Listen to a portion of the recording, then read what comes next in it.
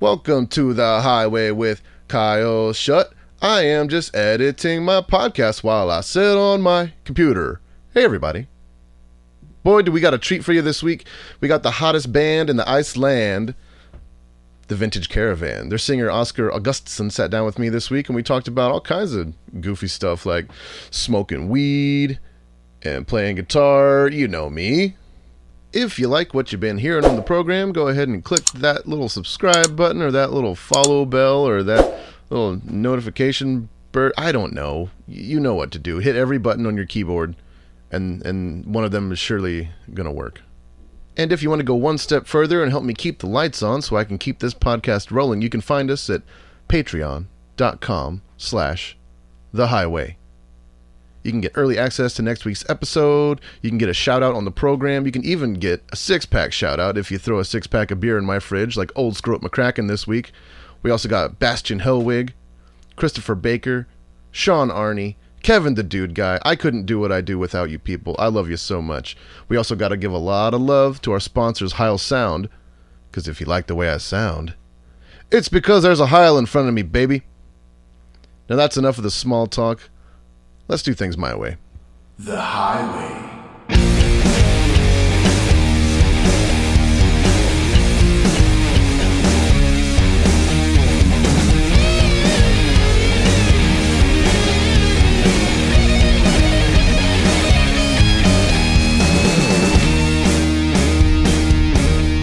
Hello. What's up? How you doing? Doing good, man. How are you? I'm doing good. Where are you right now? Iceland, Reykjavik, Iceland, basically. Nice. Yeah, just the capital area and at home with my dog and not much going on. I know I had read that you the band had moved to Denmark for a little while, so I didn't know kind of where you were in the world. But yeah, Iceland. I've never been. Exactly. Yeah. I've always wanted to go to Iceland. It's just one of those things. Okay, it's tough to make a tour stop there if you're sort of a medium-sized band, you know. Definitely, yeah. But what's the what's the rock scene like there? Because I mean, everybody's heard of obviously like the big Icelandic bands, but what about the more underground scene? I mean, the black metal scene was like really booming for a while now. Yeah. It's like a lot of bands like Svartidauði, Misterming, and a lot of stuff that's hard to pronounce. And it's a lot of. So that scene was really big now for a few years, and there's a lot of bands here, a lot of really good rock bands, but it's kind of a hard scene because. Especially with I guess like the tourism is like really booming here, you know, and so like a lot of like fantastic venues were being like, kind of torn down to make room for hotels and that kind of stuff. But, there's the talent's here for sure. So there's a lot of good stuff. For sure. I was going to say with the black metal bands, like even if you can't pronounce it, like you couldn't read the logo anyway. So it really doesn't matter. No, exactly. Yeah. You just yell a little bit and then you're like, hope they know who you're talking about. Right. I just wanted to say it's a big pleasure speaking to you, man. Yeah, I'm a big fan. So, cheers, thank brother. you so much for getting me on here. Yeah, awesome. Absolutely. Y'all's band kicks ass too. You have a new record coming out, right? And like it'll be out by the time this airs, but it comes out real soon. Exactly. Yeah, on Friday. Yeah, so it's coming out now, and it's been it's a good feeling. Definitely. Yeah, it's exciting to make getting some new tunes out there, and just excited, happy with the response so far at least. So good. Have you had the record for a while and you put off the release date because of the pandemic, or was it a thing where you just decided to do it anyway? Who cares? Yeah, a little bit, but it was we recorded it in February and March of 2020. So right before shit hit the fan. Yeah, in the before time. Right. Yeah.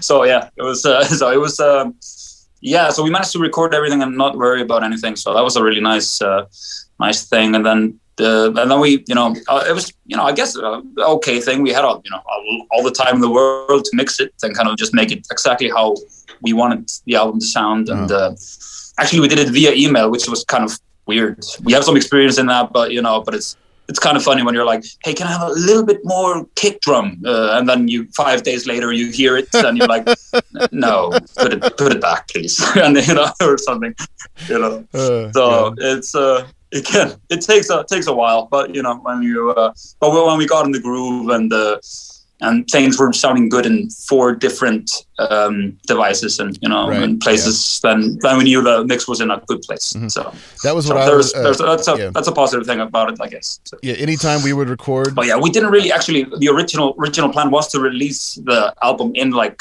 February of 2021. So. Oh, not that bad. Yeah, you're not that far off. Yeah. No, exactly. So just actually 2 months after. So that's fine. Yeah, I was gonna say every time we record, I would take the record and just put it in the shittiest sounding boombox that I could find, and I was like, if it sounds good on this, it'll sound good anywhere. You know what I mean? So that's exactly. Yeah, it's exactly the worst thing. It's like to, the car listen to it on like really nice speakers, and you're like, that's perfect, and you take it somewhere else, and just all you can hear is like just booming low end or whatever. But that's funny. Exactly. Yeah, exactly. So, yeah, you got any tour plans going on? I mean, I know the world's kind of opening back up. Yeah, exactly. Yeah, I mean, we are planning on doing a tour in February, March, which sounds a little optimistic, but I mean, I like optimism. So yeah, hopefully that goes, and I hope that goes well. And but you know, we are going to we have a warm-up tour. Well, we're warming up for opening up for Opeth. It's going to be our 3rd run with them. Awesome, that'll be amazing. Yeah. The Sword. We did a tour with them I don't know. This might have been 4 years ago at this point. It feels like yesterday. Okay. But God, they were so good, because Opeth was a band, you know, that there's a lot of similarities with the Sword, not necessarily musically, but they started one way of just like super in-your-face black metal, and then ended up, you know, just kind of going through all these prog transitions over the years, and the Sword, you know, kind of started as this like super heavy thing that we just kind of broadened our palette and just kind of got a little more dynamic over the years, and so we were 2 bands that were kind of famous for pissing our fans off, you know, and so it really worked. I was surprised. That was some of the best shows we ever played were on that tour. But how are they in Europe? I mean, I'm sure it's just massive over there, massive shows. Yeah, big. Yeah, they did like these, you know, these really, really just amazing kind of venues. They probably could have done bigger venues, but it was like you know, just like these royal theaters kind of feeling, you know, with like these amazing balconies and stuff where I felt very out of place, really. You know, I was like, I'm used to playing these shitty little holes from, you know, somewhere, and but then we play in these things and you're like, hello. Yeah, it's kind of weird, but you know, it's but it was an amazing experience, and the guys treated us so well, and quite an just such a big honor. I just remember being like 9 years old at like a family get together, and like my cool uncle was like, hey, do you know Opeth? And and it was I kept thinking about that, you know, that while I was on the tour. I was like, yeah, here I am. It's quite surreal, man. Yeah, but as you said, like when they're like, you know, they've evolved their sound so much that, you know, I think that's and you guys as well, you know, I think it's such a admirable thing to do, you know, because, you know, when fans really love something, like one particular thing that you do, I really like, you know, it's a very, how should I say? Yeah, it's just an admirable thing to just like do what you feel and just go in the direction, that direction. That. You know? So, it was definitely, the way I looked at it was, I didn't feel like we changed genres or anything, because I always felt like we were just a rock band. Once you get pigeonholed as kind of this like stoner thing, you're expected to sound a certain way. And so it was really important to me personally to just sort of push the boundaries of what stoner rock means. And just because you're a stoner rock band doesn't mean you can't play like a dance pop song, or like an acoustic kind of jangly country sounding song, or a crazy thrash song, whatever, you know. It was just kind of like, it was all about pushing boundaries and hopefully inspiring younger people to not be too afraid to take chances like that. And just, I don't know, so we might have like kind of thrown our own career under the bus for a minute, but that's okay. You know, it is people always come around. It might take a few years sometimes. Everything might not be like a hit right out the gate, but it's all about just the long game. Definitely. I mean, like a lot of I guess you're like a lot of my favorite albums are albums that kind of sound like, sometimes it sounds like 5 different bands within the one album, you know. You know, just a Led Zeppelin record is a good example of that, where Exactly. just 1 minute it's just blazing rock riffs, and then the next is just super mellow, and the next one is super complicated, and it's just, and also the Beatles, of course, is probably the best example of that kind of stuff. So, but yeah, definitely. I appreciated when bands like in the 90s too would do that. Like Smashing Pumpkins were one of those bands. They're one of my favorite bands just because they're so dynamic, and just like nobody writes music like that hardly anymore. And it was just I've always loved bands that you had many faces. But I also love a good just agree. like the thrash band that just does one thing over and over too. It's just I love music, man. I could go on and on about it, but of course, yeah. What I looked a little bit, but I didn't. You guys have never toured the States, have you? No, never actually. Yeah, I mean, I would. It's on the to-do list. So I mean, never been over. The closest I've ever been to the States is, we did a South America run, but that's the closest we've gone in that direction as a band. I once went to Jamaica as a kid, but Nice. yeah, that doesn't count. What do you have any expectations? I mean, like, just because it's very different from touring Europe. Yeah, exactly. Yeah, I've heard, basically what we want to do is just support a larger band, because we know some bands that go there and do a headline tour, and they just, have a really tough time, with trying to, get people to come, and, it's hard to make it work, at least from just the experiences from I've heard, so basically, we've heard that the best move is go with a band that has kind of established themselves in the States and kind of tag along with that, and but yeah, I think I kind of feel like the audience would really react to our music. I think this is our music is something that would probably hopefully at least would get a pretty good reaction in the States. It would. It's just tough to, like you said, to get people to come out. And I mean, this pandemic stuff aside, it was tough before. I'm really curious to see how it's going to be now, because it's so divided now. People's attention has just never been more divided. People's just beliefs have never been more divided. It's crazy. I'm really excited. We supposedly we have tour dates in the fall, so I'll be out there. We'll see what happens, but I'd be really interested to see. Is that in the States? How that goes down? Yes. We haven't been to Europe since 2015, I think. It was. Oh, really? Yeah, the Use Future tour kind of got cut short, and then we just didn't go there on that album cycle, and then we haven't. The Sword hasn't even been in the same room in 3 years almost. It's crazy to think about. Wow. Yeah, I know. Wow. I guess you guys did that. You guys were doing the cover stuff, was it the album? Yeah, exactly. Yeah, it was awesome. That's 3 years. That's a long time. I know. Yeah, because everything sort of came together. We were like, let's do this anthology release, and then all of a sudden Primus called us, and we were going to do this tour, and it was all looking good, and then the whole world shut down. So it was sort of a bit longer of a break than we anticipated, but that's okay. And it was it was really, I was really excited about after that doing some headlining dates and taking out smaller bands and things like that, and that needed a leg up, because like you said, it's just like it's going to be, once tours do start happening, everybody is going to hit the road at the same time. The competition is going to be crazy.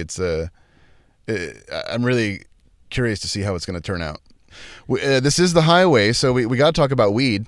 What's the I don't know, do you smoke? Do you still smoke, or no? It's not a contest. I have never been a big smoker. I didn't, I grew up, I started the band when I was like 11 years old. Oh, wow. So I and I started playing pubs and that kind of stuff just right away, basically, like 12 years old, playing downtown Reykjavik and that kind of stuff. And so I was always playing around, with there's of course people intoxicated and that kind of stuff. And I didn't really, I started drinking when I was like 16 or something, I was always a little bit like, wary of it. But when I was like, I guess 20 or something, or then I tried it for the first time. I was on tour with Blues Pills, and it was all nice. And I decided to go with the edibles. Yeah, they're great. Yeah, it was like the tour when they like really blew up, and we were like, it was booked for like 500 capacity and stuff, and then it was like 1,500 capacity, and then we were in the Netherlands, of course, close to Amsterdam, and somebody brought some wheat cake, some like space cake, and I just remember eating that, and I was like, I don't feel anything, and then I went to sleep, or like tried to go to sleep, and then I was like. And then each time I was like trying to like stay still, and every time my eyes would move, like the whole like the bus would move, and I was like, and I went out and I was like, the bus is moving, and all the guys in the band were like, no, it's not. Man. You're doing fine. I was like, it is, and then I didn't do that for a good minute after that, and but yeah, I mean, it's like I guess like a once a year kind of thing, two times a year kind of thing for me. So, but yeah, I enjoy it, but in small doses. It still works that way, because like if you do it all the time every day, it's just like your tolerance goes through the roof, especially on it's funny on tour though, because it's in the States we have a pretty good network of people, and just I don't know, a good system of like how to get pot, you know what I mean? In most states it's legal now, but even if not, there's you know how to go about getting it if you want it. If you're that's the thing about being a stoner on tour, is that you traveling with it is kind of sketchy, so you usually have to go find it everywhere you are. But Europe is totally different, man. It's because people are a lot more low key about it over there, and but they're also a little more secretive about it. I feel like even if a person does smoke, they wouldn't like advertise that fact really, or talk about it very much. You know what I mean? It's much more of like behind closed doors kind of thing. Definitely, yeah. I think it's very hush hush. So, and I know some American bands that go out on tour and they even have because it's kind of like as I say, kind of secretive. That they even have if you want to donate weed, put it into this box. Have it at the merch table or something. Oh yeah, we have that. Yeah. Yeah. I thought it was a pretty funny way to go about it. I guess it works. So we would have 2 tip jars. We would say these tips are for food, and these tips are for weed. And money always went into the weed jar. Nobody cared about the weed jar. Yeah. Don't care about nutrition. No. Yeah, exactly. Yeah. No, yeah, but it's but yeah, I guess it's like we used to live in Denmark for a while, and their weed wasn't really. It was more of a hash kind of country. Yeah, totally. Yeah. So where in Denmark? In the sorry. Where in Denmark? Oh yeah, it was Sønderborg, which is like in the middle of nowhere. Every time we would tell a Danish person where we lived, they would be like, why? Why do you live there? So it was a very interesting period. We moved out. I was 19, and we basically just said to our booker, just book as many shows as humanly possible. We'll bring our car with a ferry, and then we just actually lived in my sister's house just on the lower floor, and we were there for 2 years and played 100 shows per year. 2014, 15. So that was a very, very interesting time. It was so close to the German border. That's why it made so much sense, because we were always driving around that area. Yeah, totally. So, and had a German label, Nuclear Blast, at the time. Now we're with Napalm Records. So, yeah. Oh, cool! I love Napalm. They put out a few records for us, or handled that anyway. That's rad, man. I always wanted to move to Europe. Yeah. And just I think I would go to Spain. I think that there's something about Spain. Every time I'm there, it's just like I never want to leave. You know what I mean? And I know what you mean. It's just gorgeous. The people there, just the countryside, all of it. The food, the coffee. Yeah. I love Spain so much. I love Denmark as well. So I was curious to say how different. I mean, I've never been to Iceland, so I don't know. But I mean, is it very much different from continental Europe? Yeah, a little bit. We kind of get put into the same kind of box, I guess, like the Scandinavian countries. So but yeah, there are definitely some similarities. You know, we learned Danish in school and that kind of stuff. But you know, I think the mentality is like way different. You know, I think the Danish are a bit more relaxed and just like you know, and yeah, I think people tend to be a little like, you know, cold to begin with, but you know, and not pun intended with the cold, but yeah, but you know, and then but we are very like, you know, warm when you get to know us, you know. Mm-hmm. But you know, it's tends to be that kind of wall up, you know, like there are only like 300,000 here, you know, 350,000 actually.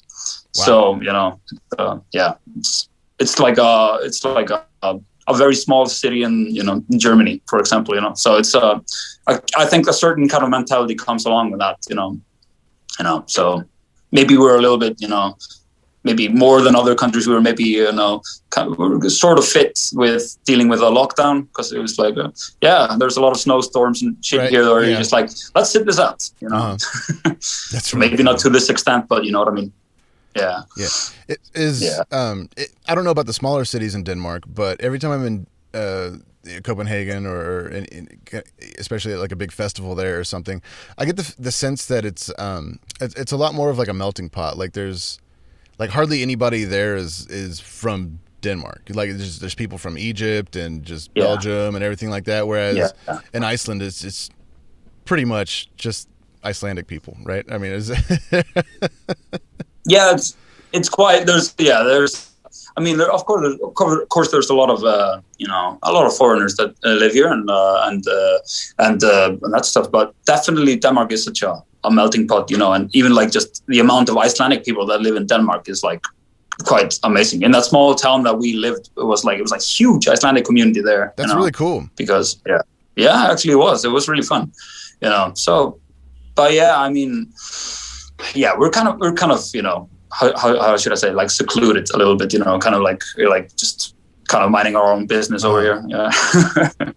Yeah. So it's an interesting place to kind of grow up. And I mean, especially for a band, you know, for a band being from here, it was, you know, before 2010, it didn't make any sense, you know, like, because nobody was looking over here. But then there was like a surge of, you know, talent scouts and that kind of stuff that came to Iceland, and were just going to these festivals that were here, and just finding talent. And so it was we actually kind of got kind of our we kind of got picked up during that period, which was very nice. It was between like 2010 and 14. That was kind of a hot time for the Icelandic music scene, you know. That's really cool. What was your motivation to like start playing guitar? Like, who were your heroes? Was it like kind of local bands, or like where did you kind of get into the idea that maybe I could do this?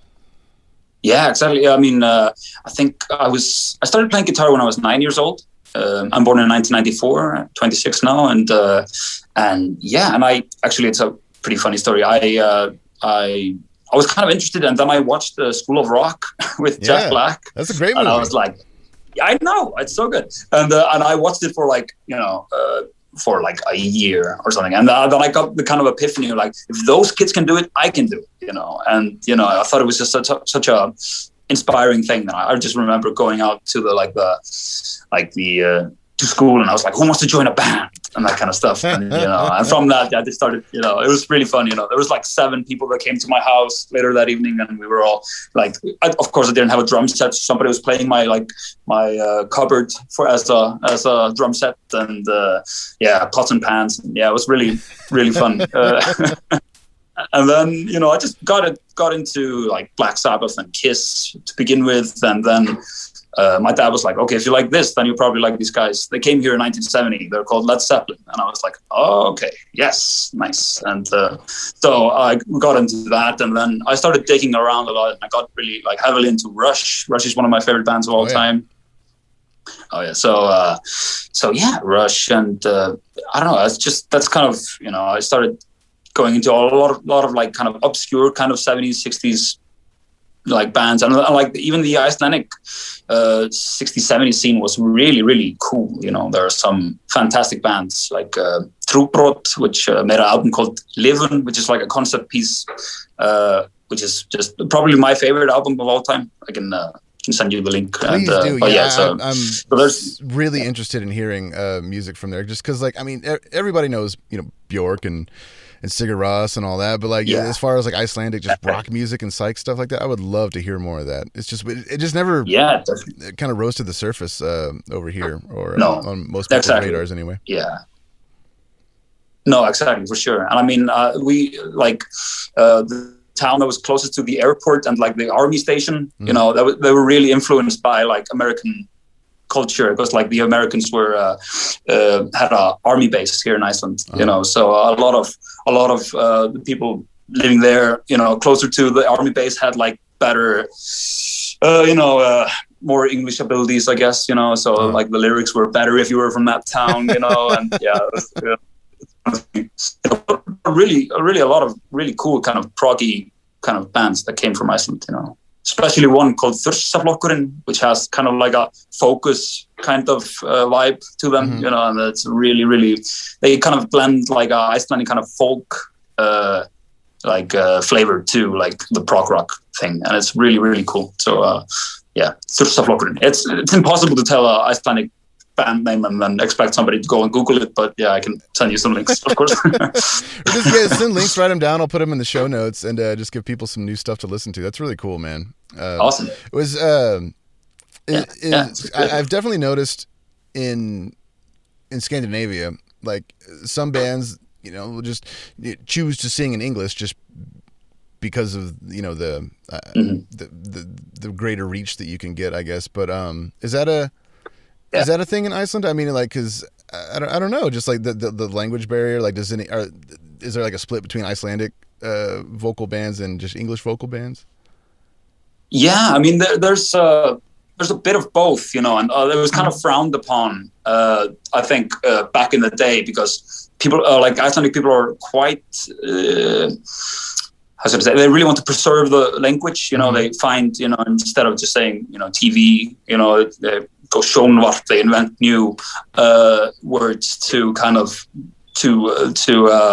just invent new words, and they really want to keep the Icelandic. So it was kind of frowned upon when bands started doing like a fully English album or something. And but it kind of gets split into two. I am really I really feel like the music that we play, it doesn't really make any sense to sing Icelandic, and where, it works for a lot of those older bands because some of them did that, and it made sense, and it kind of has but it has a certain vibe. And I think with what I want to get across, I feel I can say it better in English than I can in Icelandic, actually, So I had a friend from Denmark who said that, and in Denmark he's a filmmaker. I should probably bring him on the show. But he said there's foundations that are made for to preserve the Danish language in cinema, because everybody's just started making movies in English and stuff. And I was asking him about the differences, and he said that that with English, he said it's a lot more fun, I guess, to have a conversation, because the subject matter can just jump wildly from like one sentence to the next. Like all of a sudden you're just talking about totally different things. Whereas in Danish, it's much more of like kind of the language is a lot more linear. Exactly. Yeah, and I was just gonna see. Yeah, is that what you mean? Like in Icelandic, like, cause like you can just say things more clearly. Yeah, basically. I mean, we work really hard to kind of keep it like that, because we also, Icelandic people kind of use Denmark as a, how should I say, like a example about, they're like, you should preserve it, not like the Danish, because like there's so much, I had no idea there was such a connection there. That's no, really exactly. Cool. Yeah. It's because Iceland actually was owned by the Danish until like 1945, I want to say 46, something like that.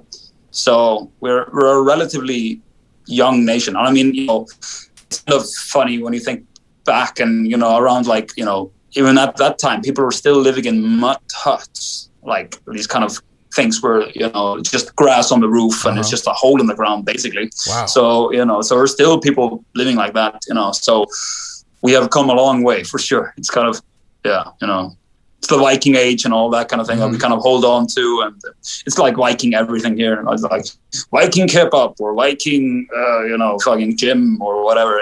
Why haven't I been there? It sounds like exactly the place that I need to be. Yeah, definitely. Yeah, should come by. Long-haired, blonde, tall, goofy. Yeah, exactly. Yeah, would fit right in for sure. Oh man, oh god, I miss touring so bad. I cannot wait to hit the road again. There's nothing like just hopping in a van and just leaving your life behind. What's your preferred method of touring? Do you just get a splitter van and do that, or do you share buses? Like how does it normally work for y'all? It kind of depends.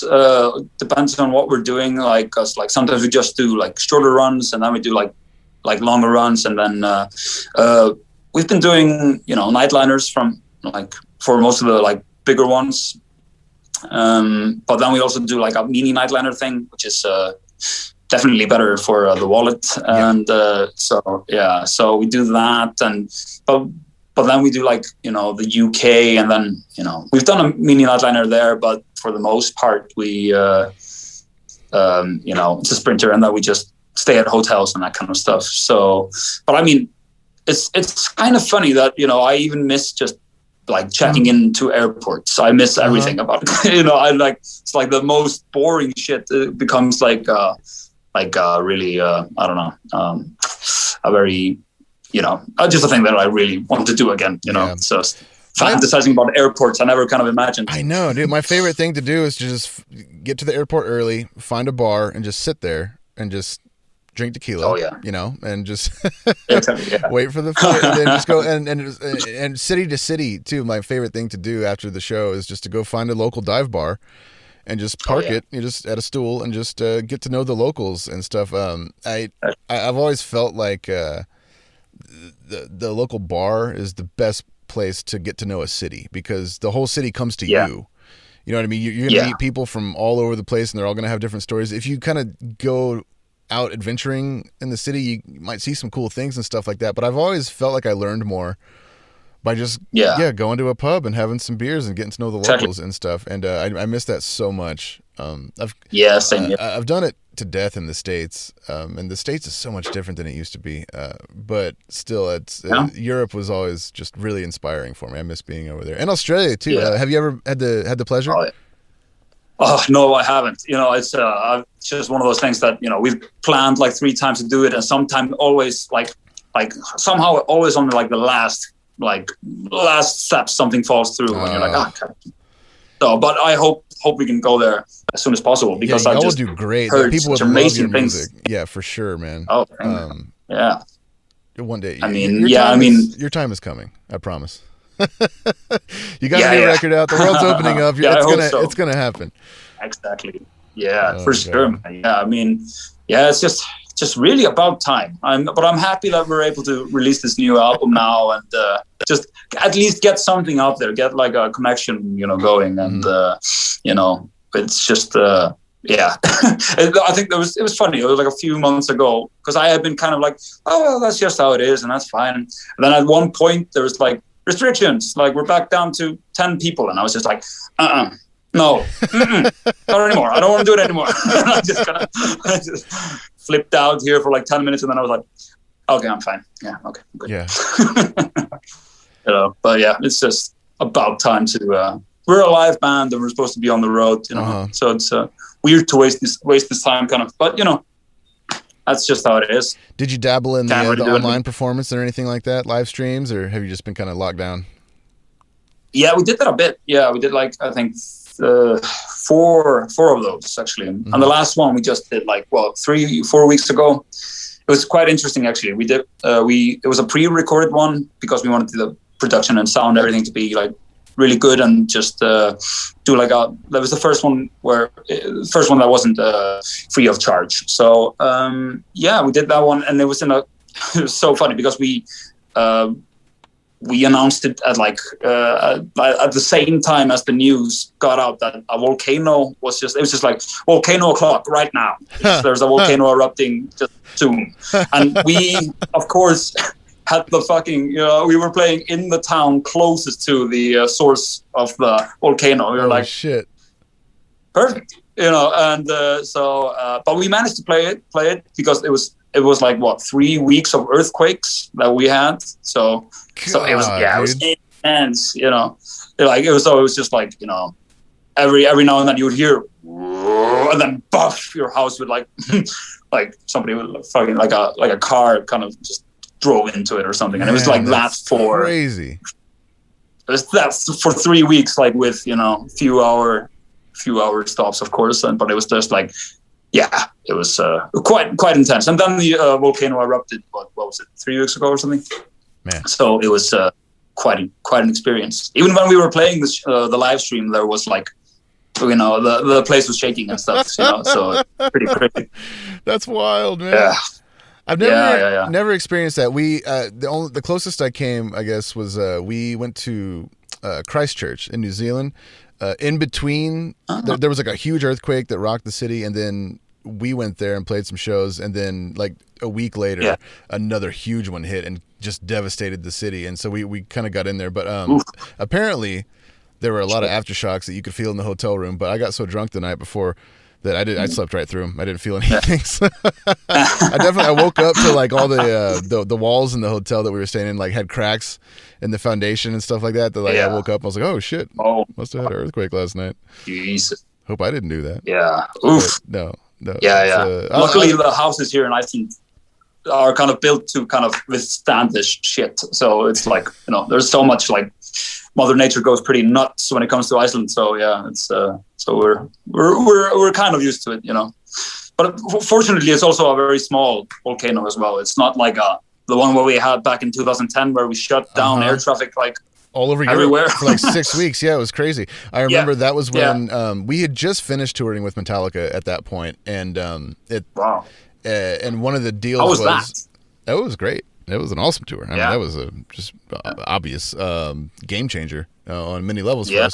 But there was ever since. I hope I'm not oversharing anybody else's information, but Hetfield hadn't stepped on a tour bus since Cliff died.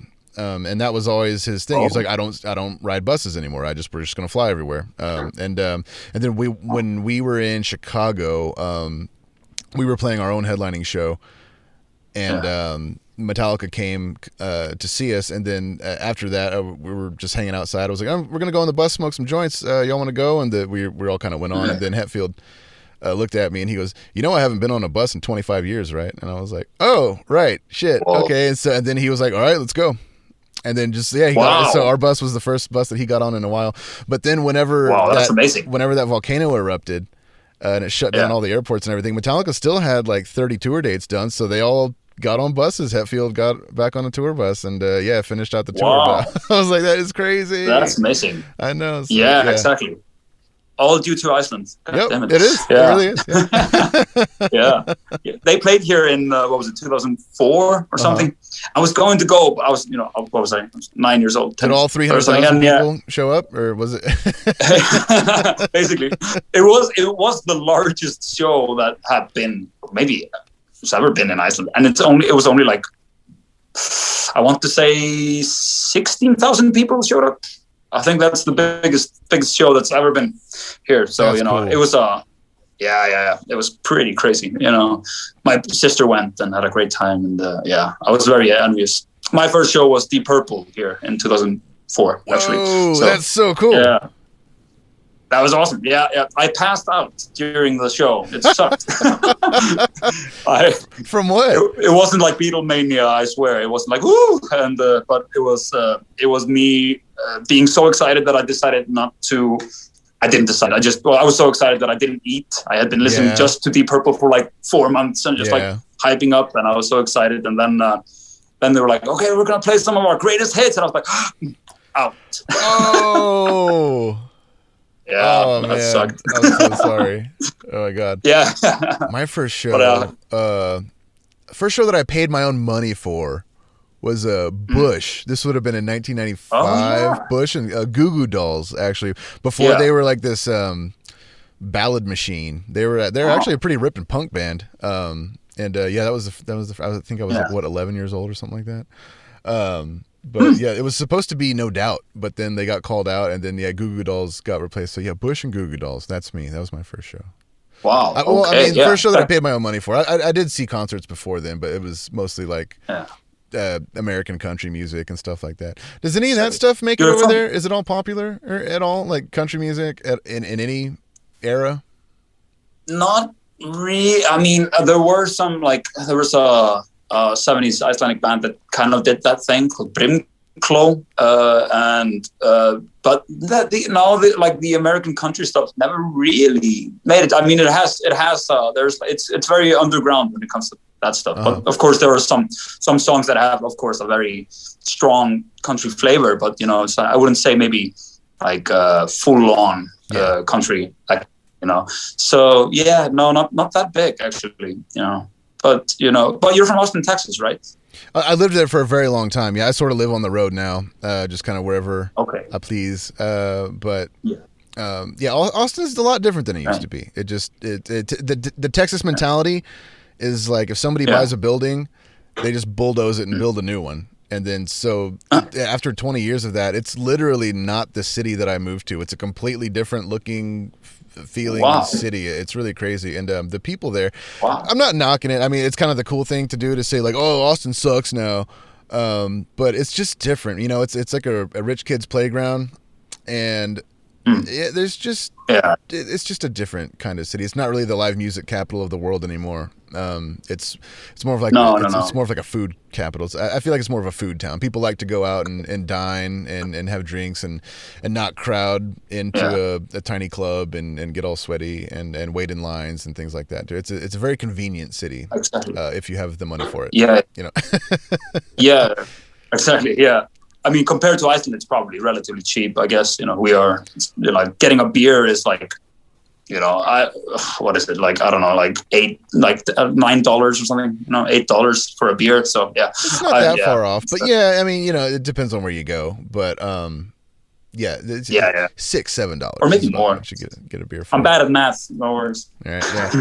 Australia was the craziest one for me because just a pint of beer at a pub is like $15.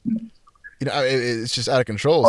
You literally I went and got like a steak pie and a pint of Guinness, and it was $50. I was just like, what?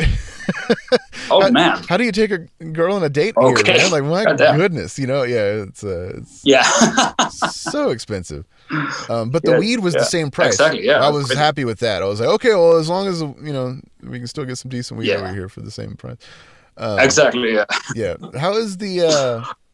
I know we talked a little bit about it earlier, but how's the weed in Iceland? I've heard it's very good, but I've never been. Yeah, it's super strong. It's like So I guess good for sure. Yeah, it's kind of it's very easy to get a hold of actually. So it's just it's such a small place. It's just it's that guy guy over there. He does that. Go over and ask. But yeah, as I said, I'm not like I've always been more of a beer guy, so I'm always kind of follow myself a bit more in that direction, but I've from experience though, it's very easy to get a hold of, and it is quite it's pretty cheap, I think, maybe not compared to like the Netherlands or places where it's actually legal, right, but it's pretty okay. Yeah. That's cool. And it's not a contest. I never give anybody shit if they're like, I don't smoke weed. That's good for you, man. It's more for me than, but. Yeah, exactly.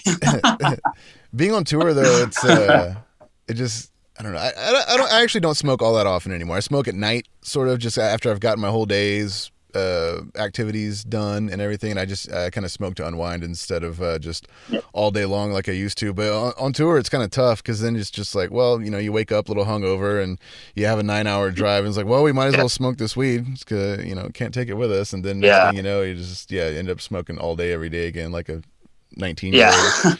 I'm like, I swear I'm a permanent 19-year-old. Yeah. Okay. It's kind of funny, man.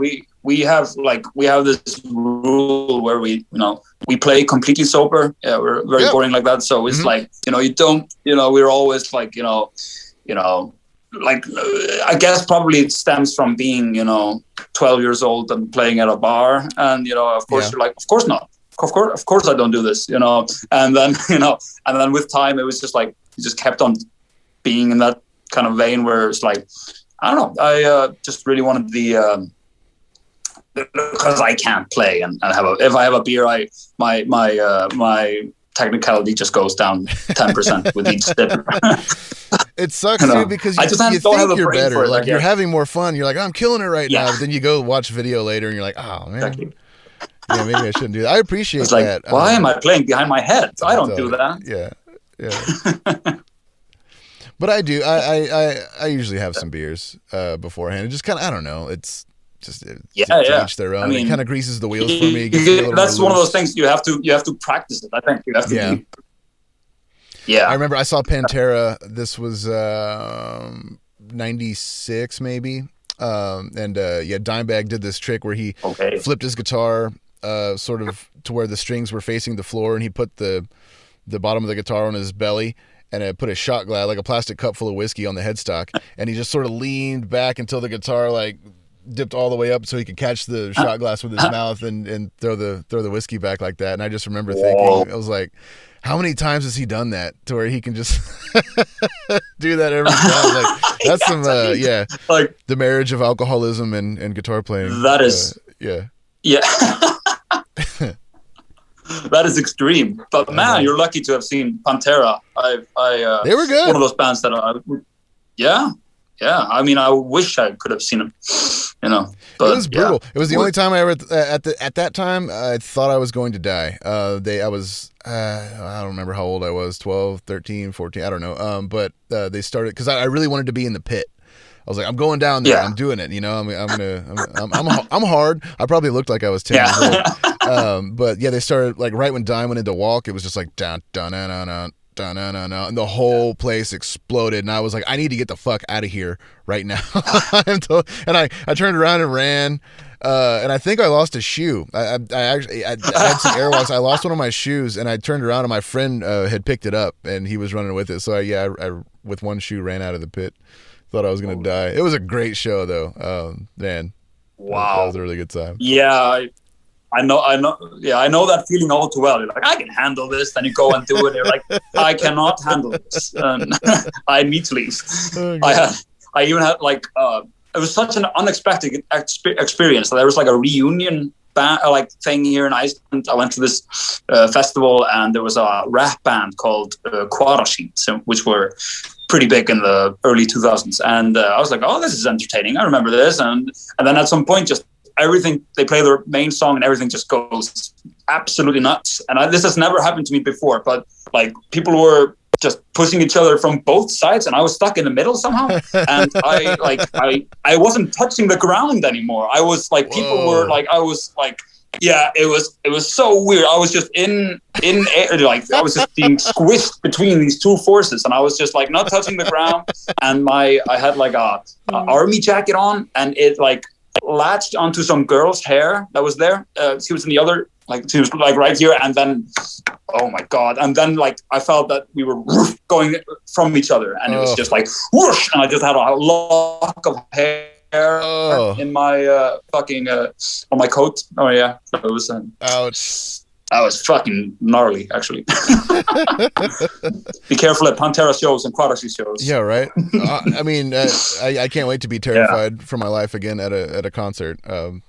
Oh yeah, one day soon. Definitely, one day very soon. Exactly. Well, hey man, Óskar, it's been a real pleasure talking to you, man. I really enjoy your band. I'm really looking forward to the new record. And do you think we could play a song off of it? I don't know if you have any favorites. Yeah, definitely. What your first single is going to be, but I'd love to play a song. Yeah, you could go for. Yeah, awesome. Thank you so much, man. Yeah, Crystallized is one that's pretty fun and kind of proggy, and kind of showcases what the band is about. Oh, thanks, man. Thank you. Yeah, and thank you so much for taking the time. Yeah, exactly. Taking inviting me on, and it's a big honor. Really nice to speak to you. Absolutely, man. Yeah, we'll get this out soon, and everybody, please go check out the Vintage Caravan's new record. They are fantastic.